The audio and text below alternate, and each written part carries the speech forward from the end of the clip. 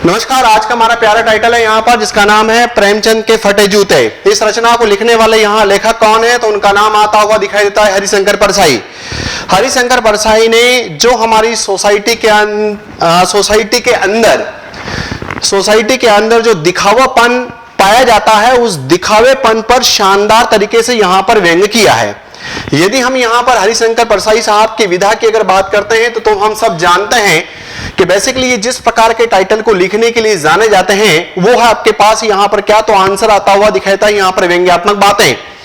और इन व्यंग्यात्मक बातों की सहायता से समाज को उसकी वास्तविकता का बोध कराने में कहीं ना कहीं ये सक्षम होते हैं। तो इसी प्रकार की जब यहाँ पर अगर बात आती हुई दिखाई दे, इसी प्रकार का जब अगर आपके पास यहाँ पर टाइटल आता हुआ दिखाई दे तो इसको अपने को पूरा समझना है। इससे पहले अगर हम यहाँ देखें तो अपने पास काम क्या आता है इसमें कि जो हरिशंकर परसाई साहब हैं, इस हरिशंकर परसाई साहब का एक जो बेसिकली अपने पास यहाँ पर थीम होती है। अब यहाँ पर हरिशंकर परसाई साहब की अगर हम थीम की बात करें कि उसमें हमको यहाँ क्या क्या याद रखना चाहिए, जैसे किसी कवि के परिचय की तरफ आप जब यहाँ पर आगे बढ़ने का प्रयास इसमें करते हो तो उस कड़ी में अपने पास सबसे पहले ही आता है कि ये जो हरिशंकर परसाई साहब है इनका जन्म कब हुआ था, है ना। पॉइंट अपने को यहां पर ये याद रखना है कि हरिशंकर परसाई साहब का जन्म कब हुआ था। तो पहला पॉइंट अपने पास यहां पर जो आता हुआ दिखाई देता है वो पॉइंट अपने पास है सन 1924। मतलब हरिशंकर परसाई साहब की जो जन्म की तारीख है, वर्ष है, वो आपके पास 1924 वाला समय इसमें यहां पर आता हुआ दिखाई देता है। कहां पर इनका जन्म होता है तो जन्म होता है, इनका जो जन्म स्थान है उसका नाम है आपके पास यहां पर जमानी गांव। जो इनका जन्म स्थान है वो आपके पास यहां पर क्या है तो आंसर इसमें जमानी गांव।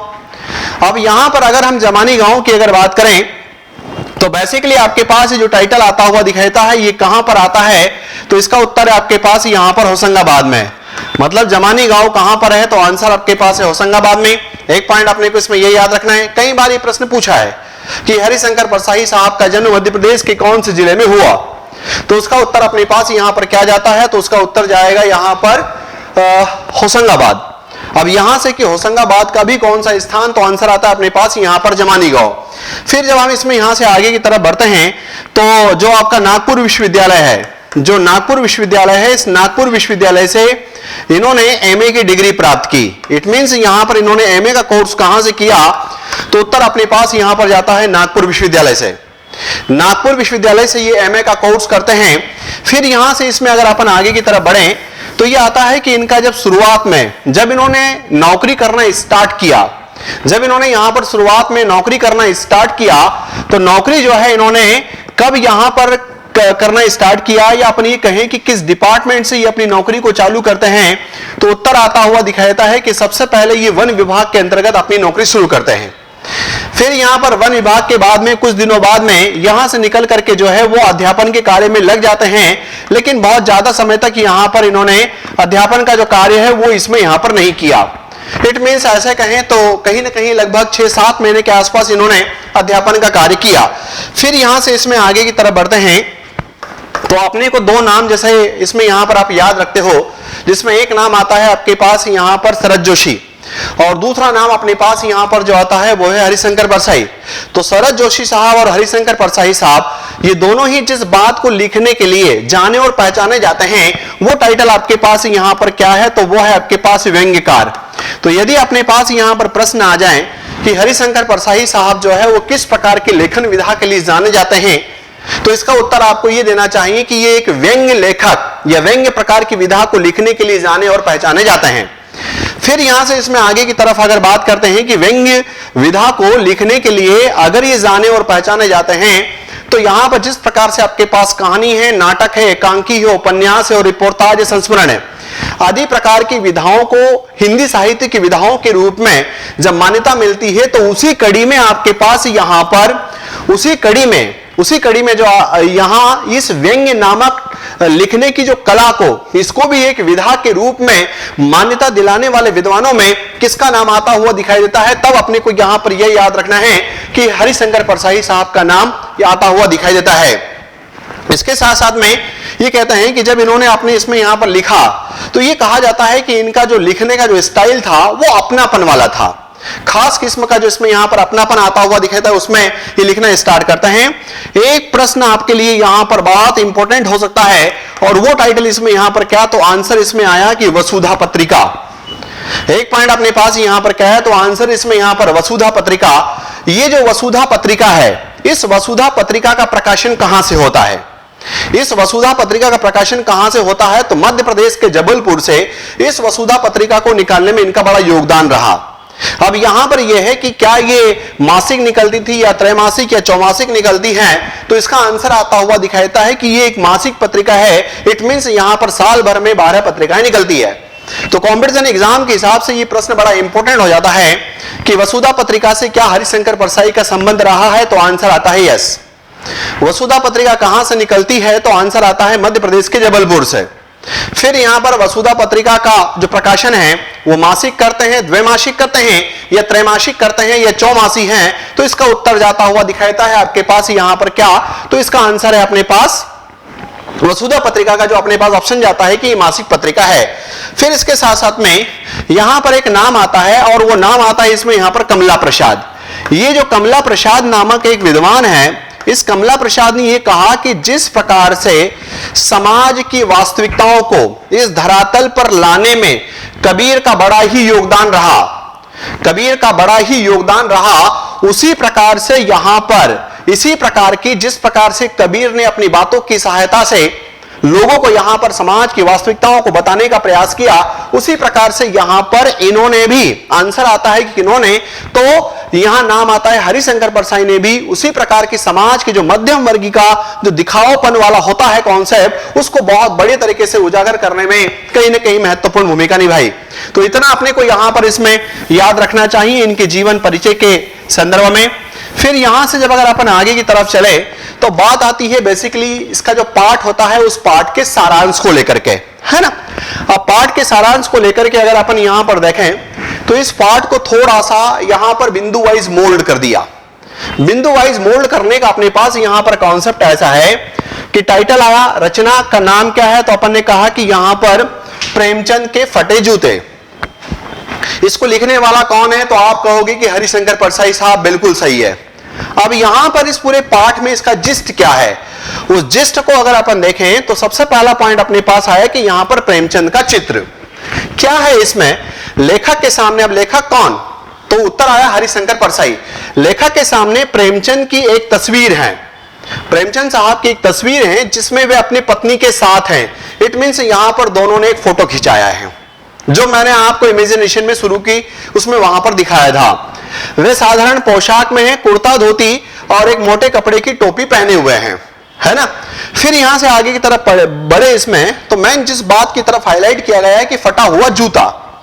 अब बेसिकली यहां पर यह कि क्या प्रेमचंद के पास इतने पैसे नहीं थे कि वो जूते अच्छे नहीं पहन सकते, तो आंसर आता है यहां पर कि अगर जो व्यक्ति यहां पर गरीबी की अवस्था में हो, जो यहां पर दीनहीन की अवस्था में हो, और जब अगर वो गरीबी की अवस्था में है, जब अगर वो दीनहीन की अवस्था में है, तो इसका मतलब होता है कि उनका ये कहना था कि मेरी जैसी स्थिति है, मैं अगर गरीब हूं तो मैं गरीब लोगों को दिखूं, मैं फटीचर हूं तो मैं फटीचर दिखूं, मेरे कपड़े फट रहे हैं दिखने दो, क्योंकि मेरी स्थिति ही वैसी है। लेकिन यहां पर उसको दबाने के लिए मेरे द्वारा जो दिखावा किया जाता है मध्यम वर्गीय समाज के द्वारा, इसी मध्यम वर्गीय समाज का जो दिखावापन है, उसी दिखावापन पर जबरदस्त तरीके से व्यंग्य किया है और उन्हें कहा कि मत करो ऐसा। अगर आप ऐसा कर रहे हो तो आज तो आपको अच्छा लगता है, लेकिन कुछ समय पश्चात आपको समझ में आता हुआ दिखाता है कि ऐसा न करते तो हम हमारे लिए ज्यादा अच्छा होता, है ना। प्रेमचंद के दाहिने पैर का जूता ठीक है, लेकिन बाएं पैर का जूता फटा हुआ है। दाहिने पैर का ठीक था, लेकिन बाएं पैर का फटा हुआ है, और फटे हुए में से उसकी पैरों की उंगलियां सारी की सारी बाहर की तरफ दिखाई देती है। तो उन्होंने वहां पर कहा कि उससे जो है उंगलियां कहीं ना कहीं बाहर दिखाई दे रही है। फिर यहां से जब इसमें आगे की तरफ इसमें अगर बढ़ते हैं तो पॉइंट अपने पास आता है इसका कि लेखक की प्रतिक्रिया क्या है। लेखक की दृष्टि से फटे हुए जूते पर टिक जाती है और वे सोचते हैं कि अगर ये फोटो खिंचवाने के लिए प्रेमचंद साहब आए तो खिंचाने की पोशाक है तो पहनने की कैसी होगी। मतलब वो जजमेंट लगाने लग गए कि यार ऐसी फटीचर हालत में जहां पर अगर पैरों की तरफ निगाह डाली तो जूते फटे हुए दिखाई दिए और कपड़े भी ऐसे ही थे।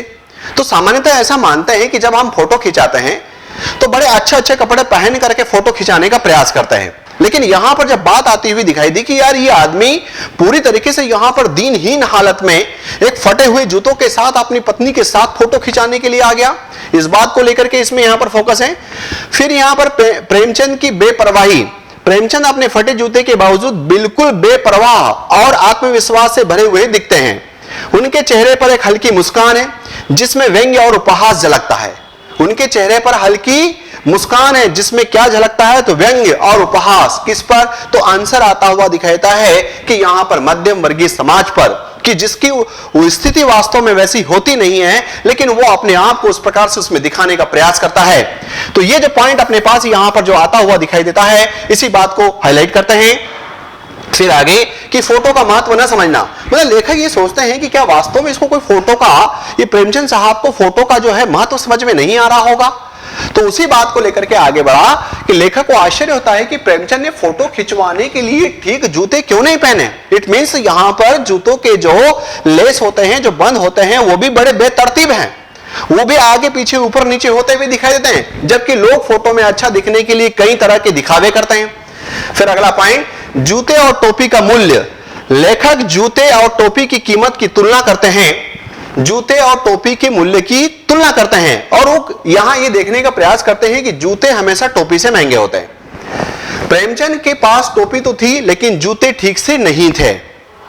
फिर यहां से आगे बढ़ते हैं इस पार्ट में, तो स्वयं लेखक के जूते की स्थिति, इट मींस यहां पर प्रेमचंद के जूते कैसे थे, तो प्रेमचंद के जूते ऐसा था कि जो दाहिना पैर था उसका तो बढ़िया था, लेकिन बाएं पैर का जूता ऐसा था जिसकी उंगलियां बाहर की तरफ दिखाई दे रही थी, मतलब फटा हुआ था। तो फिर लेखक का जूता कैसा था, तो लेखक का जूता भी जो है फटा हुआ था, और आमतौर पर यहां पर लेखक का जूता जो है नीचे से जो तलवा होता है वो तलवा पूरा का पूरा वहां पर गायब था, है ना। तो इसमें यहां पर लेखक बताते हैं कि उनका जूता ऊपर से तो अच्छा दिखता था लेकिन तला फटा हुआ था, जिससे अंगूठा मिट्टी से घिसता है वैसे समाज के दिखावे की प्रवृत्ति से जोड़ते हैं।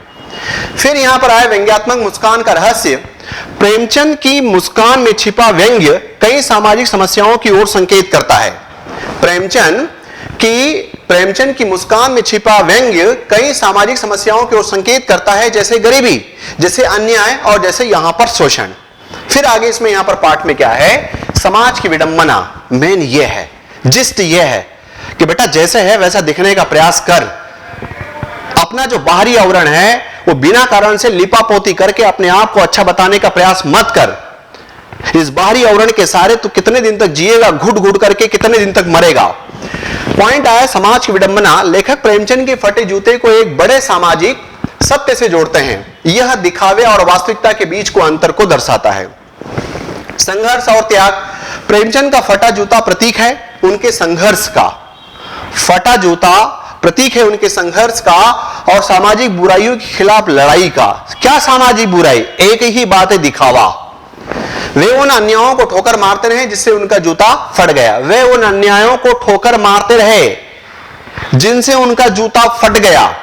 फिर आगे यहां पर समझौते से इनकार। लेखक कहते हैं कि प्रेमचंद ने समाज की बुराइयों से समझौता नहीं किया, जैसा है उसको धुआंधार तरीके से अपने स्टाइल में व्यंग्यात्मक बाण के रूप में यहां पर लोगों तक रवाना उन्होंने कर दिया, बल्कि उनका विरोध किया जिससे उनका जूता फट गया। फिर आगे पॉइंट आया कि व्यंग्य का गहरा संदेश।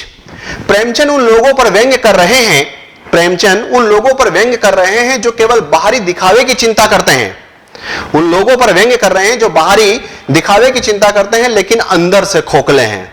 इस पाठ का पूरा मर्म यदि हम यहां से इसको देखने का, पकड़ने का प्रयास करते हैं तो यही है कि बेटा जिंदगी में यदि यहां पर सुखी रहना है तो तू जैसा है वैसा दिख, ज्यादा अच्छा रहेगा। दुनियादारी को लिपापोती करके दिखाने का प्रयास किया तो एक न एक दिन पन्ना फटेगा और तेरी जब वास्तविकता दिखेगी तब समझ में आ जाएगा क्या है। फिर आगे यहां पर व्यंग्य का गहरा संदेश। प्रेमचंद उन लोगों पर व्यंग्य कर रहे हैं जो केवल बाहरी दिखावे की चिंता करते हैं लेकिन अंदर से खोखले हैं। आगे यहां पर लेखक का आत्मनिरीक्षण। अंत में लेखक खुद, इट मींस हरिवंश राय, अपने पास यहां पर जो है हरिशंकर परसाई, अंत में लेखक खुद की स्थिति पर सोचते हैं और समझते हैं कि प्रेमचंद जैसे लोगों का जीवन संघर्ष और आदर्शों की सीख देता है। हाँ, संघर्ष करो और आगे की तरफ बढ़ो, और एक आदर्श भी है कि जो जैसा है वैसा का वैसा उन्होंने दिखने का प्रयास किया। फिर पॉइंट आया कि प्रेमचंद का संदेश, प्रेमचंद का फटा जूता हमें सिखाता है, प्रेमचंद का फटा जूता हमें सिखाता है, हमें यह सिखाता है कि संघर्ष से पीछे ना हटे, संघर्ष से पीछे न हटे और सत्य के लिए लड़ते रहें, और सत्य के लिए लड़ते रहें, भले ही हमें अपने आराम और सुविधाओं का त्याग करना पड़े। भले ही हमें, वहां पर उन्हें कहा कि हमें हमारा जो आराम है और जो हमारी सुविधा है उनका त्याग करना पड़े, लेकिन बेटा जो जैसा दिख रहा है उसको वैसा का वैसा वहां पर दिखने दे, है ना। फिर पॉइंट आता है यहां पर और चालू होती है प्रश्नों की बेला। सबसे पहला प्रश्न यहां पर जब अगर अपन शुरू करते हैं तो इसमें आता है हरिशंकर परसाई का जन्म। हरिशंकर परसाई का जन्म कहां होता है? जबलपुर में आंसर है 9, भोपाल में 9, सागर में 9, जमानी गांव में मध्य प्रदेश के होशंगाबाद जिले में इनका जन्म होता है। बिल्कुल यहां पर जिन लोगों के द्वारा इसका उत्तर दिया गया है वो बिल्कुल यहां पर इसमें सही है। नेक्स्ट पॉइंट इसमें चले आगे। हरिशंकर परसाई हिंदी साहित्य में किस विधा के लिए प्रसिद्ध हैं? हरिशंकर परसाई हिंदी साहित्य में किस विधा के लिए प्रसिद्ध हैं? क्या वो कविता लिखने के लिए, क्या वो नाटक के लिए, या वो लघु कथा के लिए? बेसिकली यहां पर इन्होंने जिस प्रकार के टाइटल में मास्टरी पैदा की है या जिस बात के लिए जाने और पहचाने जाते हैं वो टाइटल है आपके पास यहां पर व्यंग्य वाला। वो टाइटल इसमें यहां पर क्या है? व्यंग्य वाला। और इसका कॉन्सेप्ट जब अगर अपन यहां पर देखें कि व्यंग्यात्मक जब बाण की अगर अपन इसमें यहां पर बात करें तो इनके साथ साथ में एक दूसरे और विद्वान है जिनका नाम है शरद जोशी। तो शरद जोशी साहब और ये दोनों ने ही जो है बहुत धुआंधार तरीके से अपनी बातों को यहां पर बताने का प्रयास किया। फिर अगला पॉइंट, हरिशंकर परसाई को हिंदी साहित्य में किस रूप में जाना जाता है? प्रथम उपन्यासकार? नो। हास्य कवि? नो। व्यंग्य को विधा का दर्जा दिलाने वाला लेखक? यस। नाटककार? नो। बेसिकली जिनकी जान पहचान, ये कहते हैं कि व्यंग्य को ही एक विधा का दर्जा दिला दिया, उस व्यक्ति का नाम आपके पास यहां पर क्या है? तो वो नाम है आपके पास यहां पर हरिशंकर परसाई। तो इसका उत्तर क्या जाएगा? बिल्कुल सही, इसमें यहां पर जाएगा अपने पास सी। नेक्स्ट पॉइंट, परसाई की भाषा शैली की विशेषता क्या है? अत्यधिक अलंकारिक है? नहीं। क्लिष्ट और दार्शनिक है? नहीं। पाठकों से सीधा संवाद और अपनापन? Answer yes. शुद्ध वैचारिक भाषा? आंसर आता है आपके पास यहां पर नहीं। तो जब अगर अपन इसमें यहां पर देखें तो इसका उत्तर क्या गया? तो इसका उत्तर अपने पास यहां पर सी जाता हुआ दिखाई देगा। चलते हैं यहां पर नेक्स्ट पॉइंट की तरफ। हरिशंकर परसाई ने जबलपुर से कौन सी साहित्यिक पत्रिका निकाली? और बेसिकली ये पत्रिका बड़ी जबरदस्त है, कई बार कंपटीशन में, कई सारे एग्जाम में इसका प्रश्न आ चुका है। हंस? आंसर है नो। नया ज्ञानोदय? नहीं। सरस्वती? नहीं। आंसर है कि वसुधा? तो आंसर आता है कि हाँ, वसुधा नामक पत्रिका को इनके द्वारा निकाला गया। फिर यहां से इसमें आगे की तरफ अगर अपन चलें तो अगला प्रश्न आया कि परसाई की रचनाएं मुख्य रूप से किस वर्ग की समस्याओं को उजागर करती है? ए, उच्च वर्ग को? नो। निम्न वर्ग को? नो। कृषक समाज को? नो। किसको यहां पर करती है? तो बात आता है अपने पास यहां पर मध्यम वर्गीय समाज को। और मध्यम वर्गीय समाज पर ही इन्होंने बहुत बड़े तरीके से कटाक्ष और व्यंग किया है कि बेटा तेरी स्थिति जो तू दिखाने का प्रयास करता है ना वैसी है नहीं, लेकिन तू दिखावा अपने आप में यहां पर प्रयास करता है। फिर अगला पॉइंट आया कि हरिशंकर परसाई ने किन विषयों पर तीखा व्यंग किया है? प्रेम और सौंदर्य पर? आध्यात्मिकता पर? विज्ञान और तकनीक पर? आंसर है यहां पर नो। फिर यहां पर किस पर? तो आंसर आता है इसमें कि राजनीतिक और सामाजिक व्यवस्था पर, राजनीतिक और सामाजिक व्यवस्था पर तीखा व्यंग किया है ना। फिर चलते हैं यहां से इसमें आगे की तरफ। अगला पॉइंट प्रश्न आता है हरिशंकर परसाई की तुलना किससे की गई है? इट मींस यहां पर जो कमला प्रसाद नामक विद्वान है, उस कमला प्रसाद नामक विद्वान ने इनकी तुलना क्या तुलसीदास से की? नहीं। मीराबाई से? नहीं। संत सूरदास से? नहीं। किससे की है?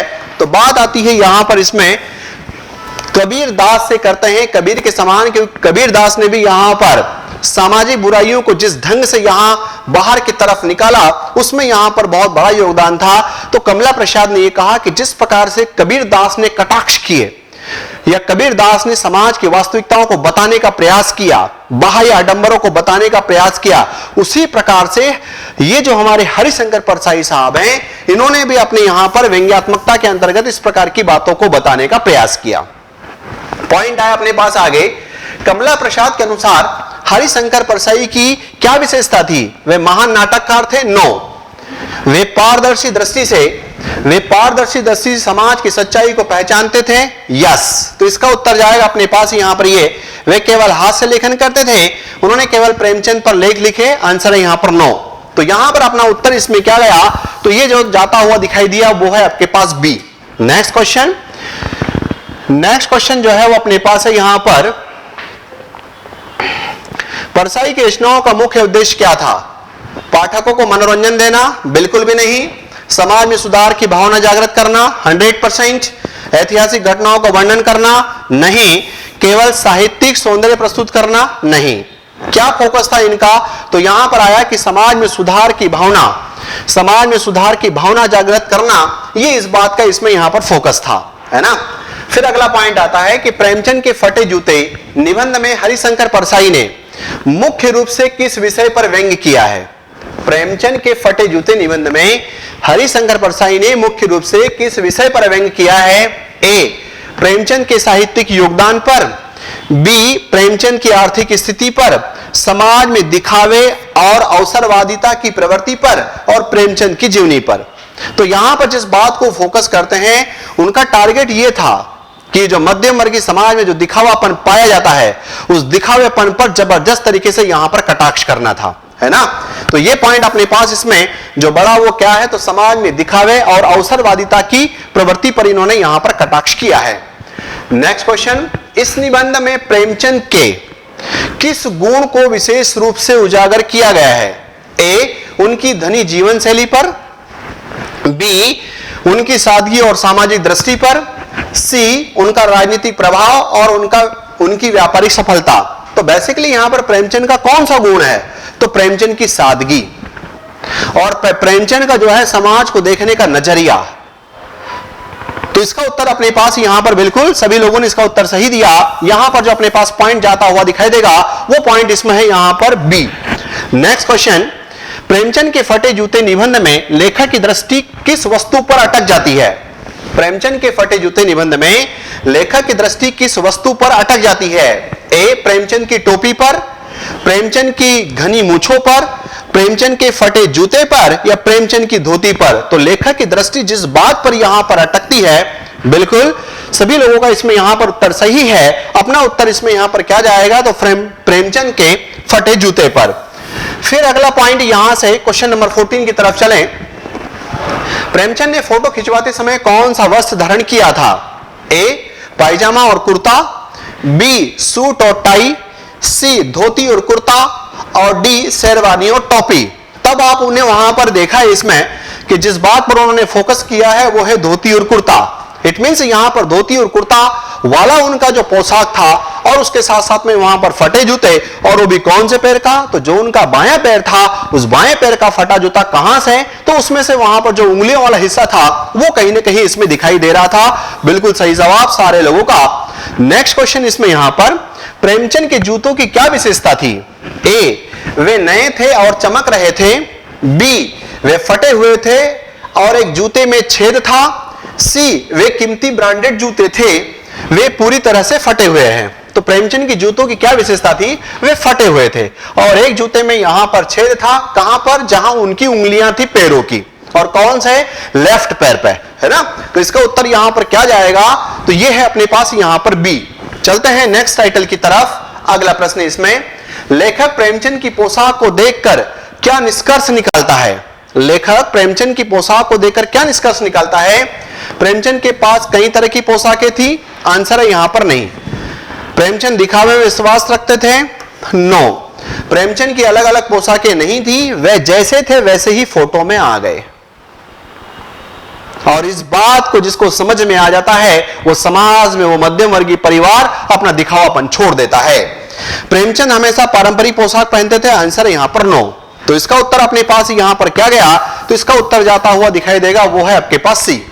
नेक्स्ट क्वेश्चन इसमें, प्रेमचंद के जूतों के बंदों की क्या दशा थी? मतलब उसके जो बंद होते हैं, जो लेस होते हैं, उनकी क्या विशेषता थी, क्या दशा थी? वे मजबूत और सलीके से बंधे थे, नो। वे पूरी तरीके से टूट चुके थे, आंसर है नो। वे नए थे और सही स्थिति में थे, नो। वे बेतरतीब ढंग से बंधे हुए थे, बस मन में आए वैसे जो है बांध बूंद करके अपने फोटो खिंचाने के लिए वहां पर खड़े हो गए, बैठ गए। इट मींस यहां पर पत्नी के साथ जो है उनका फोटो आता हुआ दिखाई देता है। नेक्स्ट क्वेश्चन, लेखक प्रेमचंद के जूते को देखकर क्या सोचता है? ए, प्रेमचंद जानबूझकर फटे जूते पहनते थे, बी, प्रेमचंद को अपने फटे जूते की परवाह नहीं थी। प्रेमचंद अपने जूतों को बहुत संभाल कर रखते थे। प्रेमचंद दिखावे में विश्वास रखते थे। तो प्रेमचंद को अपने जो फटे जूते थे उसकी बिल्कुल भी परवाह नहीं थी, है ना। तो इसका आंसर अपने पास यहां पर क्या जाएगा, तो वो है इसमें यहां पर बी। नेक्स्ट क्वेश्चन इसमें, लेखक प्रेमचंद के चेहरे पर किस प्रकार की अभिव्यक्ति देखता है। ए, संकोच और लज्जा की प्रेमचंद के चेहरे पर, आंसर है यहां पर नो। क्रोध और घबराहट, आंसर है यहां पर नो। प्रसन्नता और संतोष, आंसर है यहां पर नो। जिस बात को वो देखते हैं वो टाइटल अपने पास क्या आता है, आत्मविश्वास और बेपरवाही। कोई मतलब नहीं है, जैसा ऐसा दिखने दो लेकिन कॉन्फिडेंट हो। फटे हैं कपड़े, फटे रहने दो। जो आज का जो समाज यहां पर दिखावटीपन का जो चारों तरफ से आवरण ओढ़े हुए हैं, उस बात को लेकर के यहां पर कि उनको कोई चिंता नहीं थी कि लोग क्या सोचेंगे, सोचने दीजिए, है ना। तो ये पॉइंट अपने पास यहां पर इसका आता हुआ दिखाई दिया। नेक्स्ट क्वेश्चन इसमें, लेखक के अनुसार प्रेमचंद की मुस्कान कैसी लग रही है। ए, पूरी तरह से प्रसन्नता से भरी, हल्की सी झिझक से भरी, उपहास और व्यंग से भरी, दर्द और गुस्से से। नो, हल्की सी झिझक, नो, पूरी तरह से प्रसन्नता, नो, उपहास और व्यंग। और उपहास किनका, जो आमतौर पर यहां पर मध्यम वर्गीय समाज है, जो दिखावे का चोला ओढ़ करके अपनी वास्तविकता को छिपाने का प्रयास करते हैं और दुनियादारी को जो अच्छा बताने का प्रयास करते हैं, उस बात को लेकर के इसमें यहां पर पॉइंट है ना। चलते हैं फिर यहां से इसमें आगे की तरफ। अगला पॉइंट, लेखक के अनुसार प्रेमचंद ने फोटो खिंचवाने के लिए जूते क्यों नहीं बदले। ए, उनके पास अच्छे जूते नहीं थे, वे दिखावे में विश्वास नहीं रखते थे, उन्होंने इस पर ध्यान ही नहीं दिया। यहां पर सभी का सभी उनके पास अच्छे जूते नहीं थे, इसलिए तो वही पहन लिए। वे दिखावे विश्वास नहीं रखते थे और उन्होंने इस पर ध्यान ही नहीं दिया। ठीक है, जैसे हैं सो पैर में जूते हैं, बस ये काफी है ना। तो इसका उत्तर अपने पास यहां पर क्या गया, तो इसका उत्तर जाएगा वो है आपके पास यहां पर डी। नेक्स्ट पॉइंट, प्रेमचंद की तस्वीर देखकर लेखक को किस भावना का अनुभव होता है। प्रेमचंद की तस्वीर को देखकर लेखक को किस भावना का अनुभव होता है। ए, प्रेमचंद की गरीबी पर दुख, यस। प्रेमचंद की आंखों में छिपे व्यंग से रुक जाने की अनुभूति, आंसर है यस। प्रेमचंद के संघर्षों के प्रति सहानुभूति, आंसर है यस। और इन सब बातों का आपके पास यहां पर जिस्ट क्या है, तो आंसर है इसमें उपरोक्त सभी, है ना। चलते हैं यहां से अगले पॉइंट की तरफ। अगला प्रश्न इसमें, लेखक के अनुसार प्रेमचंद ने फोटो खिंचवाने के लिए जूते क्यों नहीं मांगे। वे फोटो खिंचवाने का महत्व नहीं समझते थे, उनके पास समय नहीं था, उन्हें अपने फटे जूते पर गर्व था, उनके पास पैसे नहीं थे। वे फोटो खिंचवाने का महत्व नहीं समझते थे, उन्होंने कहा कि जैसा है सो बाहर की तरफ आने दो, उससे मुझे ज्यादा इसमें यहां पर नहीं करना। तो इसका उत्तर क्या जाएगा, तो ये आपके पास यहां पर ए। नेक्स्ट क्वेश्चन इसमें, लेखक किस विडंबना को महसूस करता है। इट मींस हरिशंकर जो परसाई हैं, प्रेमचंद को उचित वस्त्र न मिलने की विडंबना। ए, बी, प्रेमचंद का फटा जूता और युग प्रवर्तक होना। सी, प्रेमचंद का धन होने के बावजूद सादगी से रहना। प्रेमचंद का जूतों से अधिक टोपी को महत्व देना। तो इसमें यहां पर यह था कि प्रेमचंद का जूता फटा जूता और उनके युग प्रवर्तक होना, इस बात को लेखक यहां पर विडंबना को कहीं ना कहीं महसूस करते हैं। नेक्स्ट क्वेश्चन इसमें यहां पर, लेखक अपने जूते की क्या विशेषता बताता है। लेखक अपने जूते की क्या विशेषता बताता है। ए, उसके ऊपर से देखने पर वह ठीक लगता है। बी, उसका तला फट चुका है। सी, अंगूठा मिट्टी से घिस कर लहूलुहान हो जाता है। और डी, उपरोक्त सभी। तो यहां पर जब अगर अपने पास इस प्रकार की अगर बातें आती है, तो उसके ऊपर से देखने पर वह ठीक लगता था, उसका तला फट चुका था। लेखक अपने जूते की, है ना। अब यहां ध्यान रखना है, पॉइंट अपने पास क्या है, लेखक। तो उसके ऊपर से देखने पर बिल्कुल ठीक, उसका तला फट चुका था, यस, पूरी तरीके से फट चुका था। अंगूठा मिट्टी से घिसकर लहूलुहान हो जाता था, आंसर यस, क्योंकि नीचे कुछ भी नहीं था। तो यहां पर इसका उत्तर क्या जाएगा, तो वो पॉइंट अपने पास यहां पर आता हुआ दिखाई दिया, वो है डी, उपरोक्त सभी। नेक्स्ट पॉइंट, लेखक प्रेमचंद के जूते की तुलना अपने जूते से कैसे करता है। लेखक प्रेमचंद के जूते की तुलना अपने जूते से कैसे करता है। ए, प्रेमचंद के जूते की अंगुली दिखती है लेकिन पांव सुरक्षित है। बी, लेखक का जूता बाहर से ठीक है लेकिन तला फट चुका है, यस, दोनों बातें सही। लेखक प्रेमचंद के मुकाबले अपने जूते को अधिक आकर्षक मानता है? नो। तो इसका उत्तर यहां पर क्या जाएगा? यह है आपके पास यहां पर डी, जहां पर ए और बी सही इसमें आते हुए दिखाई दे रहे हैं। चलते हैं नेक्स्ट क्वेश्चन की तरफ। लेखक क्यों कहता है कि वह कभी इस तरह की फोटो नहीं खिंचवाएगा? ए, क्योंकि उसे अपनी छवि को बचाना है, क्योंकि वह दिखावे में विश्वास रखता है, क्योंकि वह प्रेमचंद की तरह सहज और बेपरवाह नहीं है, क्योंकि उसे फटे जूते पहनने की आदत नहीं है। तो यहां पर लेखक क्यों कहता है कि वह कभी इस तरह की फोटो नहीं खिंचवाएगा? तो इसका उत्तर है क्योंकि वह प्रेमचंद की तरह सहज और बेपरवाह नहीं है।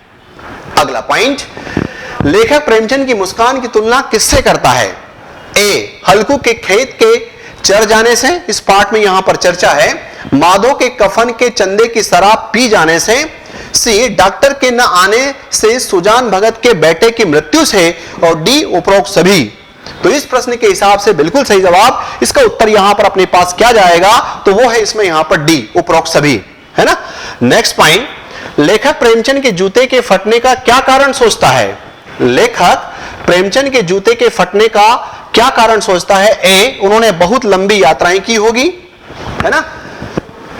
वे तगादे से बचने के लिए ज्यादा घूमते रहे होंगे। सी, उन्होंने किसी सख्त चीज को ठोकर मारकर फाड़ लिया होगा। और डी, उनका ध्यान जूतों पर नहीं था। तो पॉइंट अपने पास क्या आया कि उन्होंने किसी सख्त चीज को ठोकर मारकर फाड़ लिया होगा। ठीक, तो इसका उत्तर यहां पर क्या जाएगा? तो यह है अपने पास इसमें सी। नेक्स्ट क्वेश्चन, लेखक ने कुम्मन दास के बारे में क्या बताया? इस पार्ट में बेसिकली यहां पर उनकी चर्चा है, तब इसका उत्तर आता हुआ दिखाई दिया। ए, उनका जूता फतेहपुर सिकरी आने जाने में घिस गया था। बी, वे हरि नाम का स्मरण करना भूल गए थे। सी, उन्हें बादशाह के बुलावे पर पछतावा हुआ। और डी, उपरोक्त सभी। तो पॉइंट अपने पास यहां पर आता हुआ दिखाई दिया कि इसका आंसर क्या जाएगा? तो इसका आंसर जाएगा आपके पास उपरोक्त सभी, है ना। तो इसका आंसर है अपने पास यहां पर उपरोक्त सभी। तो ये जो है आपके पास यहां पर इस प्रकार से, अगर हम इसमें यहां पर प्रश्नों का कॉन्सेप्ट देखें और समझें, तो वो जो है आपको इसमें आता हुआ दिखाई दे रहा है। नेक्स्ट क्वेश्चन, लेखक के अनुसार सभी नदियां पहाड़ फोड़कर नहीं निकलती, बल्कि रास्ता बदलकर निकल जाती है, पहाड़ से टकराकर लौट जाती है, पहाड़ को बाहर बहाकर ले जाती है, पानी सूख जाने पर रुक जाती है। तो यहां पर आया कि रास्ता बदलकर निकल जाती है। फिर पॉइंट अपने पास यहां पर आया इसमें, लेखक प्रेमचंद को मेरी जनता का लेखक क्यों कहता है? ए, क्योंकि प्रेमचंद आम जनता की पीड़ा को व्यक्त करते थे। बी, क्योंकि वे धनाढ्य वर्ग के लेखक थे। सी, क्योंकि वे राजा महाराजाओं के बारे में लिखते थे, क्योंकि वे केवल अपने सुख दुख के बारे में लिखते थे। तो वे आम जनता की पीड़ा को व्यक्त करते थे, उनका जो सामाजिक वाला पॉइंट था उस पर, है ना। तो इस प्रकार से इसके यहां पर अपने पास नेक्स्ट क्वेश्चन, लेखक प्रेमचंद की नेक धर्म को किस रूप में देखता है? ए, उनके लिए एक बंधन के रूप में, उनके लिए मुक्ति के रूप में, उनकी कमजोरी के रूप में, और एक सामाजिक परंपरा के रूप में। तो जब अगर हम यहां पर इस पार्ट में अगर देखते हैं, तो इसका उत्तर जाता है उनके लिए मुक्ति के रूप में। उनके लिए मुक्ति के रूप में यहां पर नेक धर्म को किस रूप में देखता है? इस रूप में देखता है। ठीक है, चलते हैं अगला, लेखक प्रेमचंद की पांव की अंगुली के इशारे को किससे जोड़ता है? पांव की उंगली के इशारे को किससे जोड़ता है? उनकी थकान से, उनके संघर्ष और सत्यनिष्ठा से, और उनकी दरिद्रता के प्रतीक से, उनके समाज से पलायन से। तो बेसिकली यहां पर उसकी जो बात की गई है, उसमें टाइटल आपके पास यहां पर आता है कि उनके संघर्ष और सत्यनिष्ठा से इसको जोड़ता है। ठीक है, चलते हैं नेक्स्ट पॉइंट की तरफ। लेखक के अनुसार प्रेमचंद किस पर हंस रहे हैं? लेखक के अनुसार प्रेमचंद किस पर हंस रहे हैं?